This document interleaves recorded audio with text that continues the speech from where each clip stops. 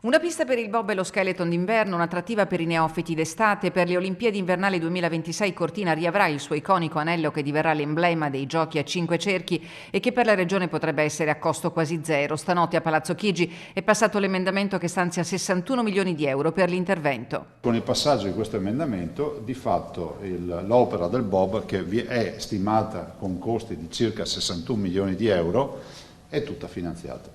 Il carico finanziario sulla regione potrebbe quindi essere di 5 milioni di euro, ma, ha detto il presidente Zaia, verosimilmente la partita potrebbe concludersi a zero.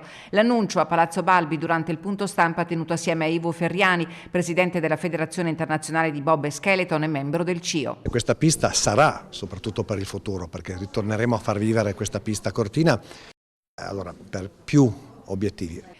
Dalla pista di bob è iniziata l'avventura delle Olimpiadi invernali 2026 e dal bob si partirà con un intervento a basso impatto ambientale, dai costi contenuti, accessibile a tutti. Una pista molto tecnica, molto demanding come dicono gli inglesi, ma quindi una pista tosta, però sicura. Allora, questa pista sarà ancora come prima, una pista molto tecnica dove tutti vorranno venire, quindi l'attrattività di questa pista sarà la tecnicità.